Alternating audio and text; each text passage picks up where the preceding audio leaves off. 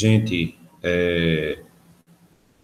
como tinha combinado com vocês em sala, ou pelo menos com o pessoal que está indo presencial, essa semana eu comecei a trabalhar o primeiro assunto do livro, né? Que é o capítulo 1, que trata da classificação biológica e da taxonomia, certo? Eu vou explicar o que é isso, para que serve, tudo bem? Eu vou compartilhar o slide. O slide está de acordo com o assunto do livro, porque todo o conteúdo que está no slide eu me baseei do livro, tá certo? Então, deixa eu começar a compartilhar o slide aqui com vocês para poder a gente iniciar a apresentação.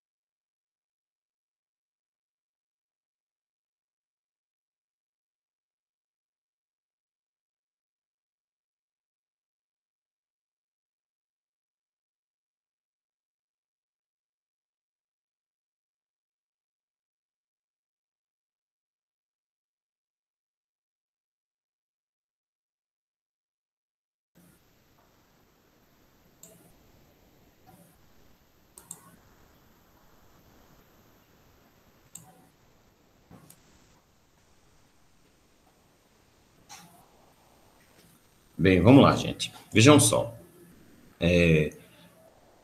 Toda a biodiversidade, todos os organismos vivos que a gente considera como ser vivo no planeta estão distribuídos em grupos, tá certo?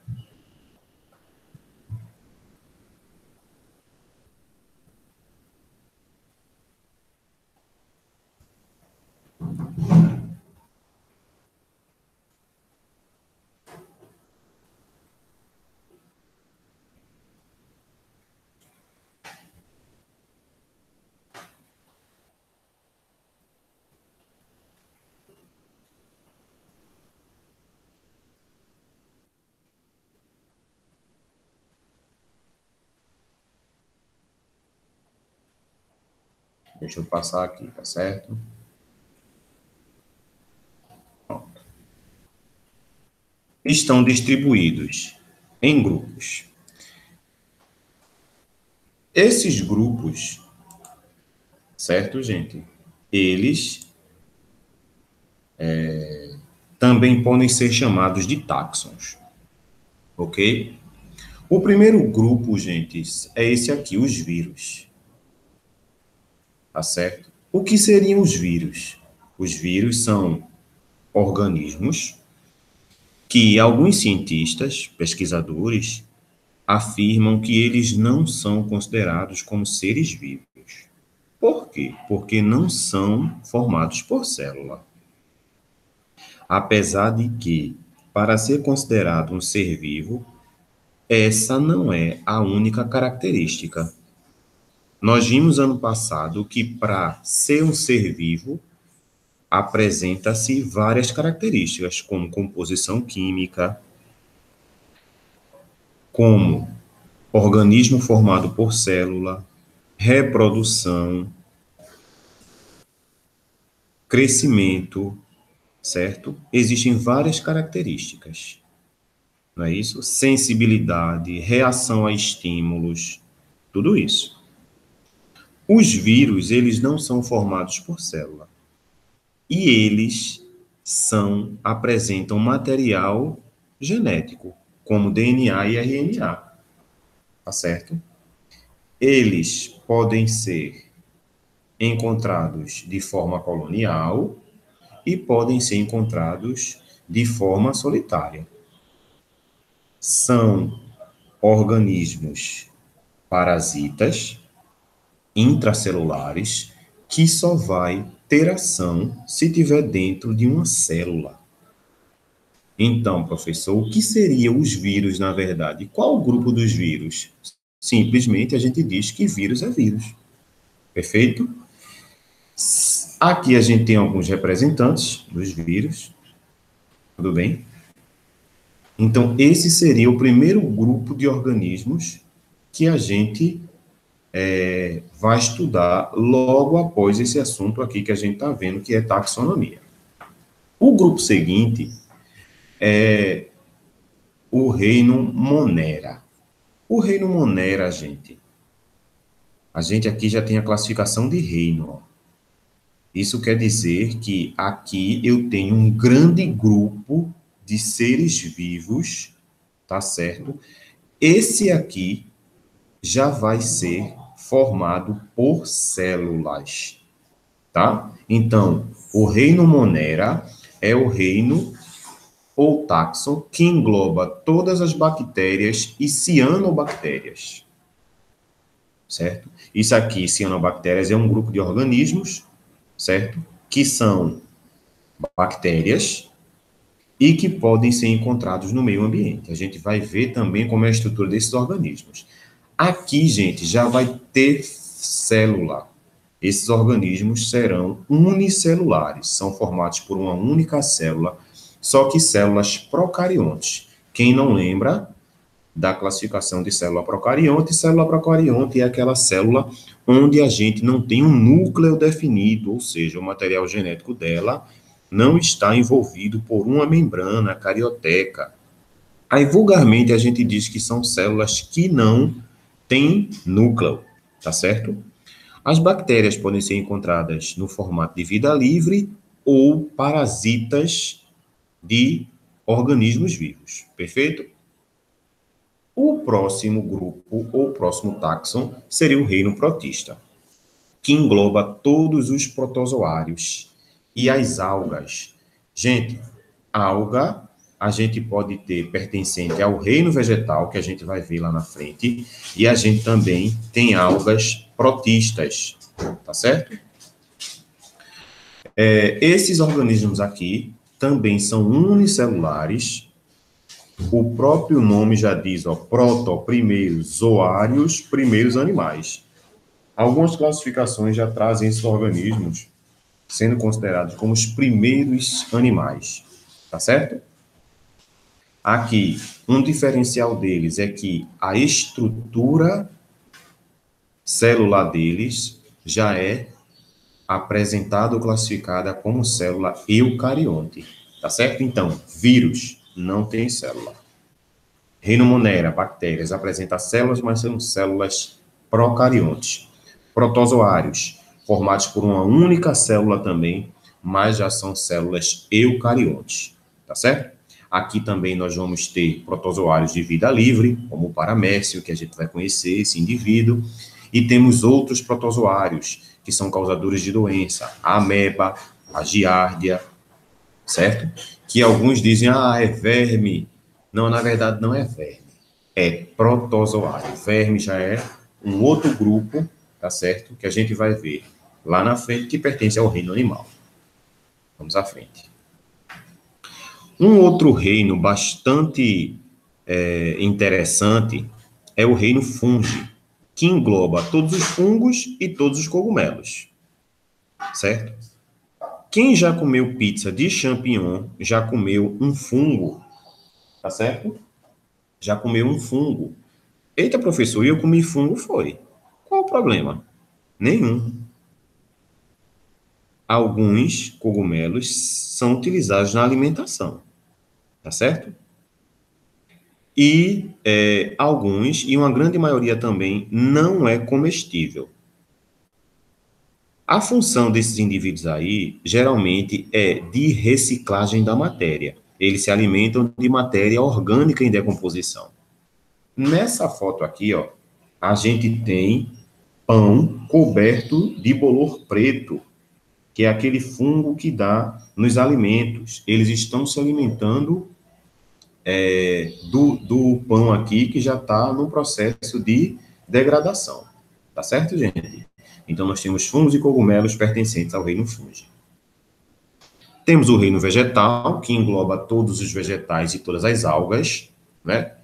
Quem nunca foi tomar banho de mar e, ao chegar na praia, olhou para a água e tinha aquele tapete de sargaço. Aquilo ali é um vegetal aquático pertencente ao reino vegetal. E os outros grandes vegetais que a gente encontra, ou flores, plantas que a gente encontra que ornamentam nossa casa, nos jardins, pertencem a esse reino, certo?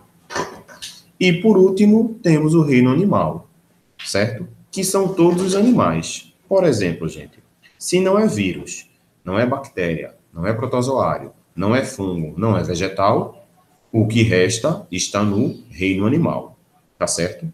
Agora, aí temos alguns exemplos aqui, a formiga, a minhoca, a estrela do mar, o escorpião, a joaninha, um caracol aqui.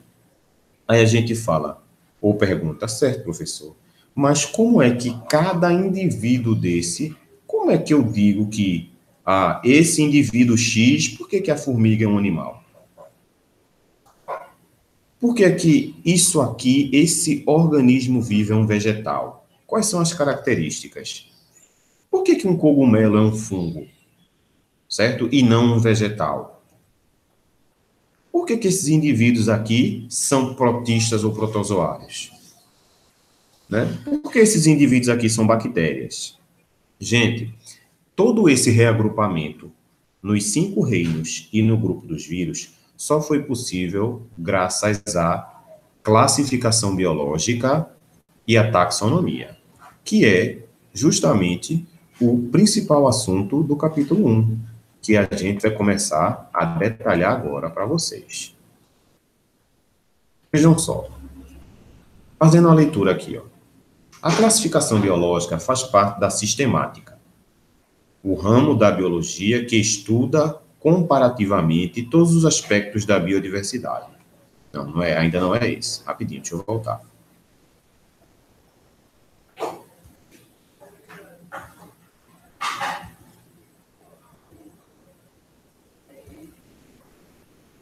Deixa eu voltar aqui, tá? Esse computador é um pouquinho lento.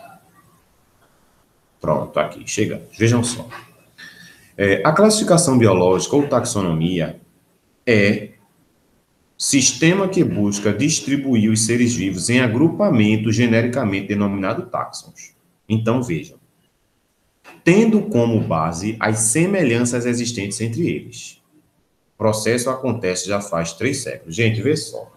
Esse processo de organização de seres vivos em grupos, ele acontecia bem antes da vinda de Cristo. Lá na Grécia, se eu não me engano, no século IV, os gregos já organizavam grupos de seres vivos a partir das suas semelhanças. Por exemplo, vamos supor lá, um naturalista grego lá, olhou vários animais. Esses animais tinham bico, pena, asas. Provavelmente ele englobou todos esses organismos no grupo de quê? Das aves. Tá certo? Perfeito? Então, olhavam-se as semelhanças e agrupavam ou formavam os grupos ou táxons. Tá certo? Só que, com o advento da ciência, da biologia, tá certo, gente? Lá no século XVIII, essa classificação biológica começou a ser modernizada. Quem deu o pontapé inicial a essa modernização foi o naturalista sueco Carl von Linné, né? Nascido em 1707 e faleceu em 1778, tá certo? Que se baseou aí no princípio da classificação biológica moderna, né? Ele foi que modernizou. Agora, qual foi a sacada de Linné para que essa classificação passasse a ser chamada de moderna, né? Nós vimos que, para organizar os seres vivos, utilizavam-se as semelhanças. Só que, além das semelhanças, Linné começou a observar as características específicas, certo? Ele começou a perceber, não só ele, como outros cientistas, começaram a perceber que só o habitat de um ser vivo não definia ele em um grupo. Só o tipo de alimentação de um ser vivo não definia ele num grupo. Por exemplo, no habitat aquático, nós vamos ter mamíferos, nós vamos ter répteis, né? Nós podemos encontrar anfíbios, nós podemos encontrar aves, ou seja, indivíduos que pertencem a filos diferentes, certo? A classes diferentes e que estão agrupados em um mesmo reino, certo? Que é o reino animal. Mas são separados devido a outras características específicas. Eu não posso dizer que um réptil pertence ao grupo das aves de forma alguma, embora a gente possa encontrar um exemplar de ave no mar e um exemplar de um réptil num rio, por exemplo. A gente não pode dizer, é tudo aquático, pertence a tudo ao mesmo grupo. Não, não. Certo? Linné já começou a observar essas características específicas. E a partir dessa observação dele, ele começou a agrupar os indivíduos que tinham características específicas muito semelhantes em um grupo maior, que esse grupo rosa aqui que a gente está vendo, ó, que é o reino. Viu lá que a gente tem 5 reinos? Então, por exemplo, todos os organismos que apresentavam folha, caule, raiz, ele agrupou no reino considerado ou chamado reino vegetal. Tá certo? Só que dentro do reino vegetal, a gente vai ter vegetais que apresentam falsas folhas, falsas raízes e falsos caules. Aí já não são todos os vegetais que apresentam isso, não. É uma pequena parte de todo o reino vegetal. Então, ele já disse, opa, isso aqui já é um grupo A. Um grupo 1. Em suas observações, ele também percebeu que tem outro grupo de vegetais que já apresenta caule, folha e raiz verdadeiro e apresenta um pequeno porte, ou médio porte. Aí ele já chamou isso aí de grupo 2. Em suas observações, ele também viu que, ou nos seus estudos, viu que tinha o que também? Vegetais que, além de ter raiz, caule e folha, também apresentavam flores, mas não tinham frutos. Então, ele chamou isso aí de grupo 3. Então, ele já agrupou 3 tipos de organismos com características diferentes uns dos outros, que seriam grupos menores. E, por último, o grupo dos vegetais, que além de ter raiz, caule, folha e flor, tinham frutos. Então, o reino vegetal, a gente pode dizer que apresenta 4 pequenos grupos, ou 4 subgrupos. Juntando esses 4, dá o reino, dá todos. Só que esses 4 grupos, ele disse que eram filo, que eram 4 grupos menores. 4 grupos menores. E dentro desses filos, vão ter grupos menores ainda. Por exemplo, no grupo 4, que é o grupo dos vegetais que tem flor e fruto, nós vamos ter os vegetais que têm frutos carnosos e frutos secos. Então, a gente pode dizer que no reino vegetal, no filo dos vegetais que apresentam frutos, nós temos 2 classes. A classe dos vegetais que apresentam frutos secos e a classe dos vegetais que apresentam frutos carnosos. Então, dentro desse filo 4, nós temos 2 classes.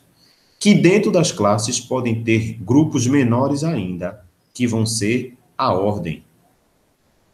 Dentro das ordens podem ter várias famílias, dentro das famílias podem ter vários gêneros, e dentro dos gêneros podem ter várias espécies, que a espécie é um indivíduo único que vai receber um nome ou uma classificação.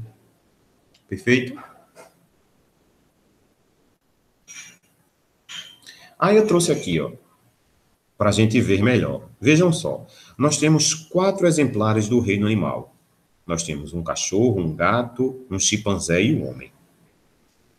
Aí, ó, o reino, primeiro táxon aqui é o reino animal. Todos pertencem ao reino animal.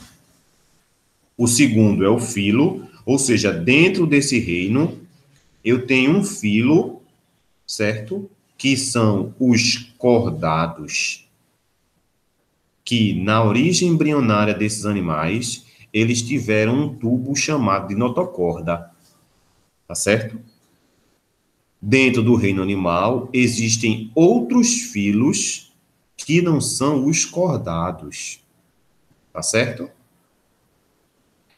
Aí, depois do filo, a gente tem a classe dos mamíferos, ou seja, de todos aqueles indivíduos que, quando foram bebê, o alimento deles era o leite materno, ou seja, eles mamavam. Por isso são chamados de mamíferos. Dentro da classe mamália ou mamífero, nós vamos ter 2 ordens, ó. Aqui, como exemplo, temos a ordem carnívora, que são os animais carnívoros, que se alimentam, são os animais que se alimentam de outros seres vivos, de outros animais, e temos a ordem primata. Vejam que dentro da classe mamália temos aqui 2 ordens diferentes, 2 grupos menores. E dentro da ordem carnívora, eu vou ter, ó, 2 famílias. A dos cães, Canidae, e a Felidae, né? A dos cães engloba lobos, coiotes, cachorros. A Felidae engloba os gatos, leões, leopardos, né? Entre outros. E temos a família Hominidae, tá? Que dentro da família Canidae eu vou ter o gênero Canis e o gênero Felis. E dentro da família Hominidae eu vou ter o gênero Pan e o gênero Homo. Vejam que do grande grupo animal eu cheguei a 4 gêneros diferentes, a 4 grupos menores. Olha aqui, ó. Dentro do reino, que é o grande grupo que engloba todos os organismos que têm as mesmas características, que têm características semelhantes, a gente chegou num grupo menor. Lá, a gente chegou em 4 grupos que, embora tenham características semelhantes, eles vão ter também características específicas que vão enquadrá-los, né, em seus grupos únicos, tá certo? Os cães têm só características de cães, específicas para cães. Os gatos também, os chimpanzés, a espécie humana. E dentro de cada gênero, a gente tem as espécies, que é o indivíduo único dos gêneros, tá? Aqui, canes familiares, Felis catus, Pantroglodites e a nossa espécie, que é o Homo sapiens. Perfeito? Vamos embora. Aí vejam. Depois, gente, sim, só recapitulando. A partir de todo esse trabalho de Linné, foi possível, gente, montar ou modernizar, certo? A classificação biológica, certo? É por isso que aqueles reinos, eles foram montados dessa forma. Reino Monera, reino vegetal, olhando as características, o que é que eles tinham em comum, quais são as características próprias de cada um, para que eles fossem inseridos em cada reino. Não foi nada aleatório. Tudo bem? A ciência se utilizou dessa classificação para poder agrupar os indivíduos dentro dos seus grupos ou dentro dos seus táxons. Certo? Só que, quando uma nova espécie é descoberta, tem que se dar um nome àquele indivíduo, que é o nome científico, tá? Para poder dar um nome científico, foi criado uma regra para essa nomenclatura, que é chamada de nomenclatura binominal, que o principal objetivo é dar nome às espécies, certo? Ou nome científico. Quando todos nós nascemos, nós recebemos um nome, sim ou não? Tá certo? Quando os seres vivos surgem na natureza, eles também recebem um nome. E vamos ver quais são essas regras para poder a gente dar nome às espécies animais. Então, as regras são, né? O nome científico, certo? Composto de duas palavras. A primeira é o epíteto genérico e a segunda é o epíteto específico. Então, toda espécie, certo? O nome dela vai ser composto sempre por dois nomes. O primeiro nome, que é o epíteto genérico, que é o nome do gênero, certo? Que é o nome do gênero. Aqui, ó. Vejam, o gênero aqui é Canis. Vejam aqui, o gênero aqui é Felis. E veja que o nome aqui está abreviado, mas ele começa por Canis familiares. Ou seja, esse nome, ele está aqui, ó, só que de forma oculta, né? Oculta não. Ele está aqui de forma reduzida aqui, né? Canis, o C representa Canis, de forma abreviada, reduzida não. Esse Czinho representa Canis. Esse F representa Felis. A gente vai ver que é possível abreviar o nome, tá certo? Então, vamos lá. Ó, o epíteto genérico, certo? E o segundo nome é o epíteto específico, tá? Então, periplaneta americana. Esse aqui é o nome dessa barata, da barata doméstica, né? Que entra nas nossas casas, né? Então, qual seria o gênero dessa barata? O gênero seria periplaneta, certo? E o epíteto específico, americana. Isso quer dizer que esse nome significa que ela pode ser encontrada ao redor do planeta, né? Ao redor do planeta, certo? A americana e também foi encontrada na América Latina, né? Nas Américas. Foi o primeiro... a descoberta dela foi nas Américas, tá certo? Aqui nós temos Canis lupus. Temos o gênero Canis, certo? E o epíteto específico lupus, né? Que aqui é o lobo, né? Outra regra. Os nomes também são escritos em latim ou forma latinizada, tá certo? Outra regra. A primeira letra sempre maiúscula e a segunda sempre minúscula. Isso aqui, gente, é o primeiro nome, que é o gênero, ele sempre vai começar com letra maiúscula. Ó aqui, ó. Periplaneta. E o segundo nome sempre com letra minúscula, ó. Vejam. Periplaneta, o P maiúsculo. Americana, o A minúsculo. Aqui, ó. Canis, letra maiúscula. Lupus, o L minúsculo. Tá certo? Isso é regra. Então, o nome científico deve ser em itálico ou grafado. Presta atenção. Quando a gente for escrever, gente, no computador, a gente tem que escrever, ó, binominal, o primeiro nome e o segundo nome, curcuma doméstica.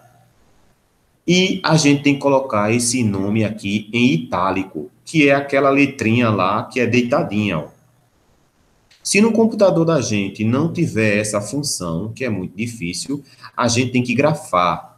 Olha aqui, ó, curcuma doméstica, tem que grafar, ó, o nome, certo? Só que essa grafação aqui, ela tem que ser separada, tá certo? Se a gente for escrever manualmente, tem que ser em letra cursiva, certo? Não pode ser letra de forma.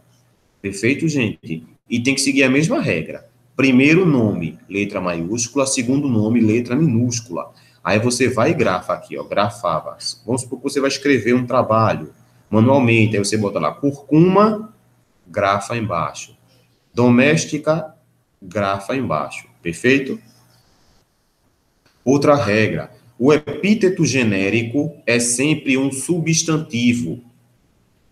Então, periplaneta, curcuma, aqui, ó. O epíteto genérico é sempre um substantivo, um nome, tá certo? E o epíteto específico é sempre um adjetivo, tá certo? Ou seja, é uma característica observada na espécie, tá? Porque adjetivo é uma característica, né? Por exemplo, a gente tem periplaneta americana, certo? Qual foi uma característica quando essa espécie foi encontrada? Ah, esse animal foi encontrado nas Américas, tá certo? Então é uma característica, um adjetivo. E para escrever uma espécie não identificada, desculpa, gente, mas de um determinado gênero. Por exemplo, quando eu escrevo Canis SP, isso está dizendo que eu não sei qual é a espécie.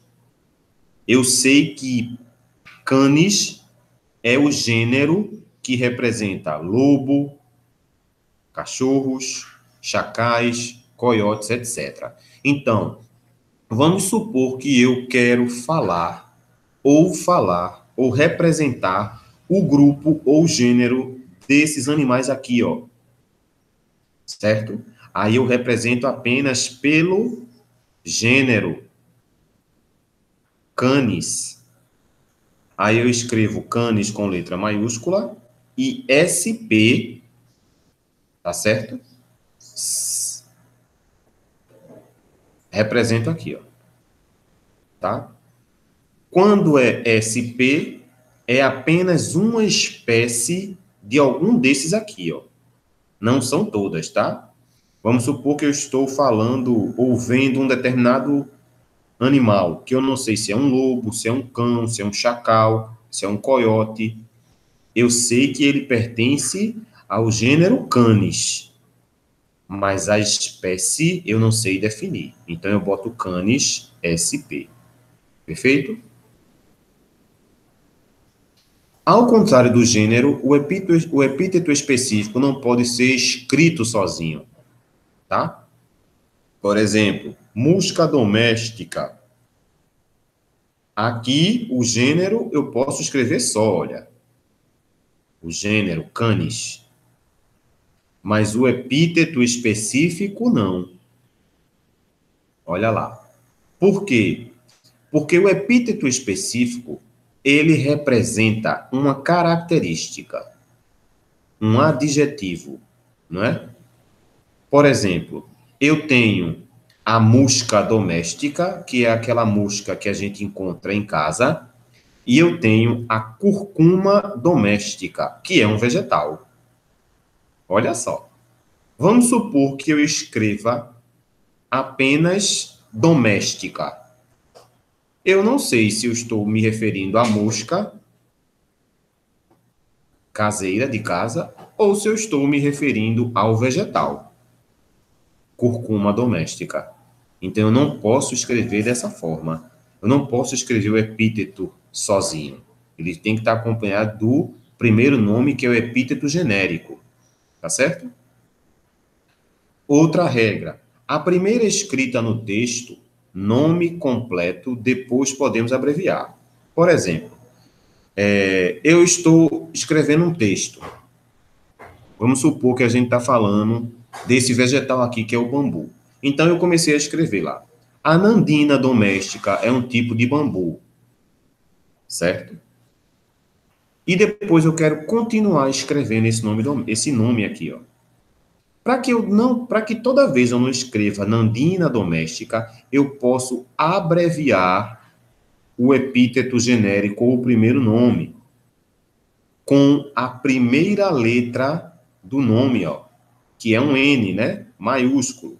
Então, ao invés de continuar meu texto citando essa espécie aqui toda, eu vou botar apenas N de Nandina, doméstica. Então, vai ser N doméstica, né? Então, ó, a Nandina doméstica é um tipo de bambu. A N doméstica pode ser utilizada para a construção de varas de pescar, e assim a gente dá continuidade ao nosso texto. Podemos citar quantas vezes quiser, certo? Mas sempre que eu citar o nome da espécie no texto pela primeira vez, eu vou citar o nome todo. Escrever Nandina doméstica. E depois eu cito abreviado. N doméstica, N doméstica. Perfeito? Não posso abreviar também aqui o epíteto. Ó. Eu não posso botar Nandina de. Não posso. Perfeito? Aí, ó. Vamos. Como indicar subespécie e subgênero, certo? Então, alguns nomes científicos são compostos por três palavras, que é a nomenclatura trinominal. A gente viu que a nomenclatura ela é binominal, mas existem espécies que derivam de outra espécie. Aí a gente diz que é uma subespécie. E gênero que deriva de outro gênero. Aí a gente diz que é um subgênero. Quando isso acontece, a nomenclatura passa a ser trinominal. Aí vejam, quando a terceira palavra indica uma subespécie, é escrita a seguir a palavra indicativa da espécie com letra inicial minúscula. Então, vamos lá. Primeiro, aqui, ó, Homo sapiens é a espécie. Canis lupus é a espécie. Oryctolagus cuniculus é a espécie. Só que derivada da espécie Homo sapiens, surgiu uma subespécie. Aí, então, é Homo sapiens sapiens. Isso aqui, esse terceiro nome aqui, que é escrito minúsculo, com inicial minúscula, representa a subespécie. Então, Canis lupus familiares representam a subespécie da espécie Canis lupus. E Oryctolagus caniculus domésticos, esse terceiro nome representa uma subespécie, tá certo? Então, quando for subespécie, o terceiro nome, ele é também escrito com inicial minúscula. E quando a terceira palavra indica um subgênero, é escrita em segundo lugar, entre parênteses, a seguir a palavra que indica o gênero, certo? Então, eu escrevo o gênero, escrevo o subgênero e depois eu escrevo o epíteto específico. Gente, aqui tem um erro, tá? Aqui é um H maiúsculo, certo? Então, o gênero Ares originou um subgênero, Stramotina, Stramonita, né? Então, esse aqui é o Ais Stramonita aemastoma. Isso aqui está representando um subgênero, certo? Então, Anopheles é o gênero, é um gênero de um mosquito, certo? O subgênero que surgiu dele é o Nisorhynchus darling, perfeito? Então, aqui é o subgênero. E Lecane monostila. Lecane é o gênero, monostila é o subgênero. Perfeito? Aí veja. Como citar o autor que descreveu o organismo? Vamos supor que você, cientista, descobriu uma espécie, tá? E eu quero que você cite seu nome na espécie. Então, vamos ver.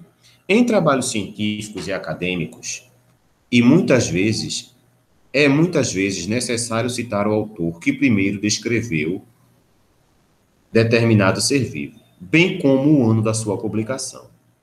O nome do autor deverá ser escrito após o nome da espécie, sem qualquer tipo de separação, contrariamente, contudo, ao nome científico do organismo. O nome do autor não deverá apresentar qualquer forma de destaque, como itálico ou sublinhado, sendo escrito com letras normais. Então, vê só. Aqui está o nome da espécie, ó, Treponema palladium. E aqui, ó, está o nome do autor. Desses dois autores aqui, né? Chaldin e Hoffmann. Eles dois foi que descobriram essa espécie animal aqui.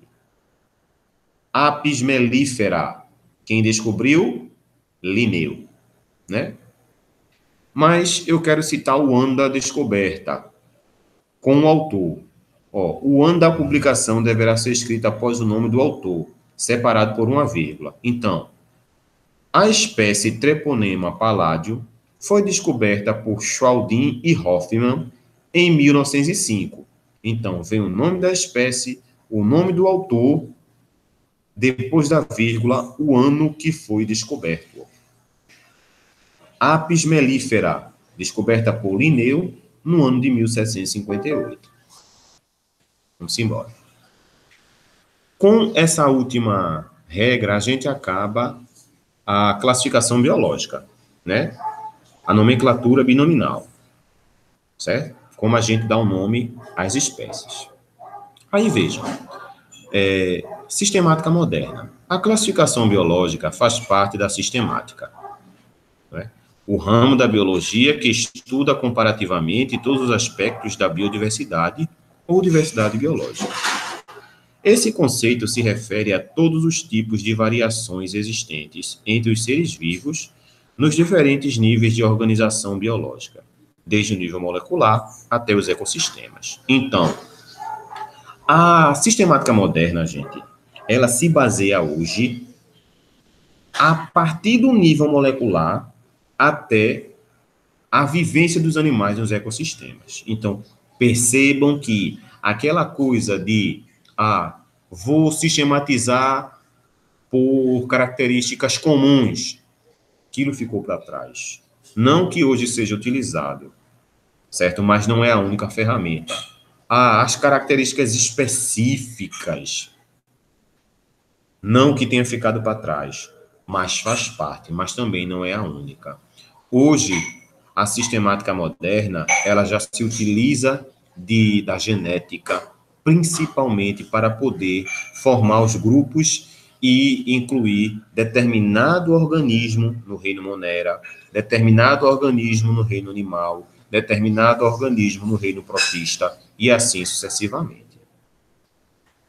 Quais objetivos da sistemática? Primeiro, compreender os processos responsáveis pela existência da diversidade biológica, não é? Esse também é um objetivo da evolução. Então, quando eu compreendo, não é, o porquê de uma variedade tão grande de indivíduos, eu começo a entender melhor essas diferenças, os porquês de tanta diversidade, certo? Estabelecer critérios para organizar a biodiversidade ou a diversidade biológica, né? Formar regras normativas para poder colocar cada indivíduo dentro do seu grupo, a função de cada indivíduo desse, se ele está para qual é a finalidade desses indivíduos, quais os males que eles podem causar, perfeito? E catalogar a diversidade biológica, desenvolvendo descrições completas e guias de identificação das características típicas de cada espécie, além de atribuir a ela um nome científico. Então, né, quando a gente cataloga, a gente sabe toda a biodiversidade que a gente tem em um determinado país, em uma cidade, no planeta, certo? dar nome científico a cada um, que a gente viu que esse nome científico é dado através da nomenclatura binominal, que a gente viu logo lá atrás, tá certo? E sistemática e evolucionismo, certo? A sistemática e evolucionismo, a gente fala de que a tendência atual da sistemática é organizar os táxons com base nas relações de parentesco evolutivo entre os organismos, ou seja, certo? A organização hoje, certo, tende a seguir o evolucionismo, ou seja, eu vou organizar os indivíduos a partir de um ancestral comum. Segundo o evolucionismo, todas as formas de vida são parentes em algum grau, pois necessariamente tiveram um ancestral comum, certo? Quebra até aquela coisa, o homem veio do macaco? Não. O macaco e o homem vieram de um ancestral comum, logo somos parentes, certo? Tá bom? Um dos grandes desafios da sistemática é escolher características morfológicas, funcionais ou mesmo moleculares, que sejam relevantes para classificar os organismos, isto é, que reflitam seu parentesco evolutivo. Então, por exemplo, nós e os macacos, certo? Nós podemos ter características morfológicas, certo? Funcionais e moleculares, que muitas vezes podem estar associadas a um indivíduo que foi nosso precursor, que deu início ao grupo dos homens e ao grupo dos macacos, por exemplo. Seria o nosso ancestral comum. Perfeito? Então, a sistemática e evolucionismo trabalha nesse processo. Essas características herdadas da ancestralidade é comum, são chamadas de homologias evolutivas, tá certo? Homologias. No plano morfológico, as homologias podem ser identificadas nos chamados órgãos homólogos, estruturas corporais que se desenvolvem de modo semelhante em embriões de diferentes espécies que tiveram ancestralidade comum. O que é isso? Gente, a gente quer dizer que os órgãos homólogos, eles são aqueles órgãos que derivaram, por exemplo, de um mesmo tecido, da mesma origem embrionária. Por exemplo, os mamíferos, por exemplo, né? Os braços, nossos braços se originaram do ectoderma, um exemplo. A mesma coisa, só que os nossos braços, eles evoluíram para quê? Para a gente poder manusear instrumentos, para a gente poder abraçar, para a gente poder se equilibrar. Já um cachorro, que também é um mamífero, as patas deles, da frente, comparando, seriam os nossos braços. Só que elas evoluíram para outra finalidade. Mas isso também não quer dizer que elas também não tenham evoluído do tecido ectoderma, né? Igual aos nossos braços. Só que elas evoluíram para outra finalidade, certo? Evoluíram para o cachorro andar, para ficar de quatro, não é isso? Para correr, auxiliando as patas traseiras. Quando isso acontece, a gente diz que houve uma divergência evolutiva, processo no qual divergir é diferenciar, ou seja, eles evoluíram diferentemente para finalidades diferentes, processo no qual órgãos homólogos se desenvolveram para executar funções diferentes. Vamos ver, vê só. Os nossos braços desenvolveram-se para realizar aquelas atividades que eu falei. O cão para caminhar, o pássaro, as asas para se equilibrar e para voar, a baleia para o quê? Para nadar. Isso não quer dizer que todos esses 4 membros tenham origem embrionária diferente. Ao contrário, eles têm a mesma origem embrionária. Eles surgiram ou se originaram do mesmo tecido, só que eles evoluíram, certo? Para realizar funções diferentes. Isso se chama divergência evolutiva, perfeito? Agora, nem sempre a presença de estruturas semelhantes em espécies distintas significa ancestralidade comum, né? Nem sempre características parecidas podem evoluir de maneira independente em diferentes linhagens de seres vivos, constituindo adaptações a modos de vida semelhante. Esse fenômeno é denominado convergência evolutiva. Gente, vê só. Isso aí é o seguinte. As aves, eles desenvolveram os membros superiores em asas para voar. Os insetos, por exemplo, uma barata, um besouro que voa, as asas deles têm a mesma função que é voar. Só que eu não posso dizer que as asas de um inseto evoluíram do mesmo tecido ou do mesmo ancestral comum, certo? Que originou as aves. Eu não posso dizer que um ancestral comum que originou os insetos originou também as aves. Não posso. Mas o membro que originou as asas dos insetos foi com a finalidade do voo.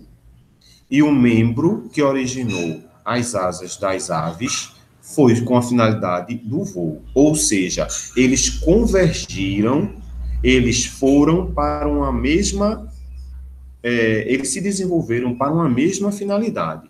Ou seja, eles convergiram para uma mesma finalidade. Isso aí a gente chama de convergência evolutiva.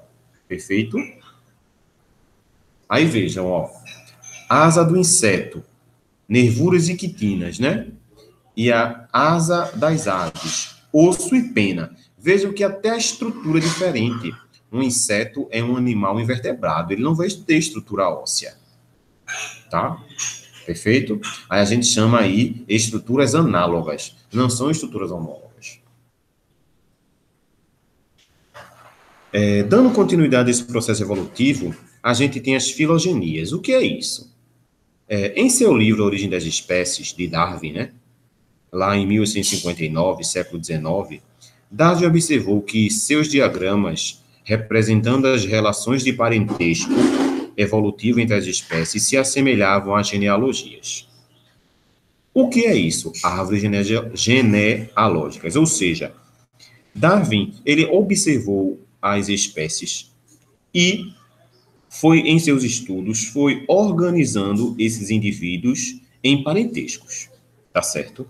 Esse parentesco, ou esse esquema que ele fazia, pareciam árvores, tá? O indivíduo A originou o indivíduo B e C, certo? O indivíduo B originou o indivíduo B' e B duas linhas. O indivíduo C originou o indivíduo C' e C duas linhas, formando uma espécie de árvore, que ele chamou de árvore genealógica, que são diagramas que expressam as relações de parentesco entre uma família. Em uma árvore filogenética, a divisão de um ramo em dois indica que uma espécie ancestral deu origem a duas novas espécies, ou seja, que ocorreu especiação. Vamos ver isso aqui melhor. Então, vê só, gente. Aqui, ó. Aqui, ó. O filo.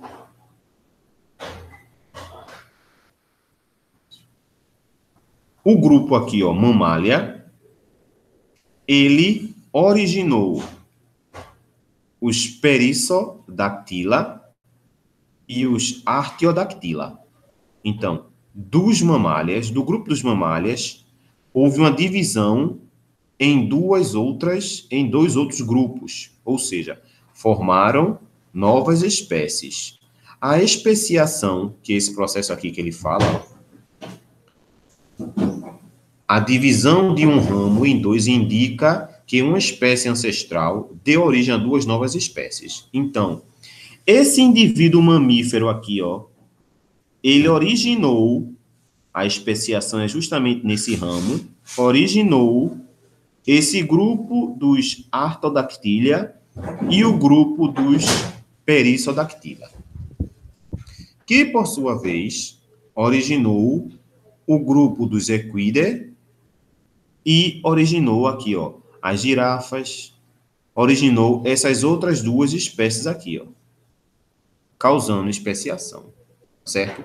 Esse esquema aqui é justamente a árvore genealógica. Então, desse mamífero surgiram um, dois, três, quatro, cinco, seis, sete espécies diferentes nessa árvore genética aqui, tá certo? Então, vejam que todos esses indivíduos aqui, eles têm um único ancestral, que é esse mamífero aqui, que não está identificado. Logo, a gente pode dizer que eles apresentam parentesco em comum. Que eles apresentam o que, gente? Vamos voltar lá para aquele slide que a gente viu.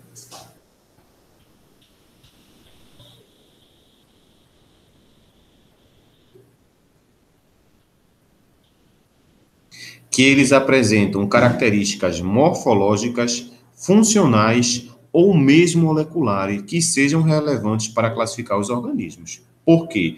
Porque eles têm um ancestral comum, certo? Perfeito? Então, gente, basicamente, quando a gente trata de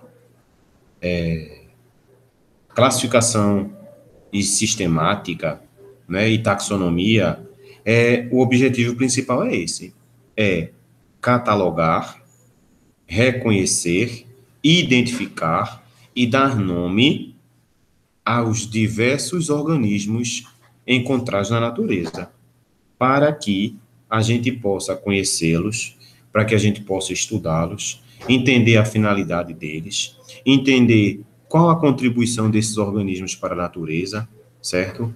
Qual a contribuição deles entre si, qual a contribuição deles para a gente. Então, a taxonomia e a classificação biológica baseia-se exclusivamente nesse processo. Tudo bem, gente? A gente fica por aqui e deem uma lidinha no livro, perfeito? Para que vocês possam entender melhor esse processo.